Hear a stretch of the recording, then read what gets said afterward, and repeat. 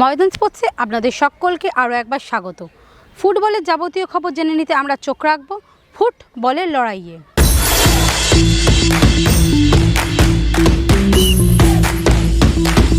বিদেশের মাটিতে জ্বলল লাল হলুদ মশাল। AFC women's champions league group ইর প্রিলিমিনারি স্টেজের ম্যাচে কম্বোডিয়ার ফিনাম পেইম এফসিকে হারিয়ে প্রথম ম্যাচে জয় পেল ইস্টবেঙ্গলের মেয়েরা। খেলার 70 মিনিটের মাথায় উগান্ডা স্ট্রাইকার ফাজিলা ইকুইপট ইস্টবেঙ্গলের হয়ে জয়সূচক গোলটি করেন। রবিবার হংকংয়ের কিচি এসসির বিরুদ্ধে গ্রুপ পর্বের শেষ ম্যাচটি খেলবে সঙ্গীতা বাস্পররা। যেখানে লাল হলুদের ছেলেরা ডুরান্ডের শেষ চারের গন্ডি টপকাতে ব্যর্থ, সেখানে বিদেশের মাঠে মেয়েরা মশাল জ্বালালো। এদিকে কলকাতা লিগে মঙ্গলবার ব্যারাকপুরের জর্জ টেলিগ্রাফের মুখোমুখি লাল হলুদের রিজার্ভ দল। ব্যুরো রিপোর্ট, ময়দান স্পোর্টস।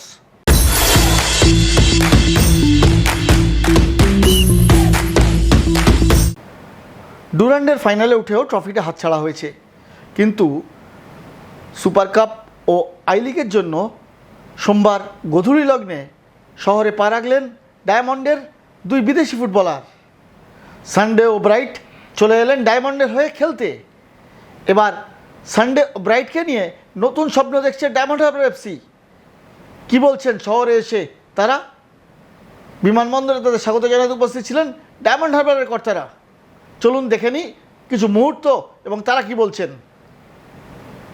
ব্যুরো রিপোর্ট, ময়দান স্পোর্টস।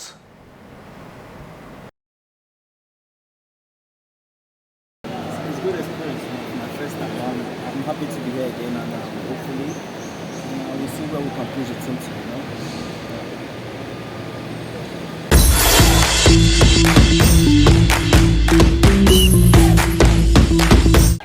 ভিডিওটি ভালো লাগলে লাইক করুন, আপনাদের মতামত কমেন্ট করে জানান, চ্যানেলটিকে সাবস্ক্রাইব করুন এবং পাশে থাকা বেল আইকনটিকে প্রেস করে দিন। ভিডিওটিকে শেয়ার করুন।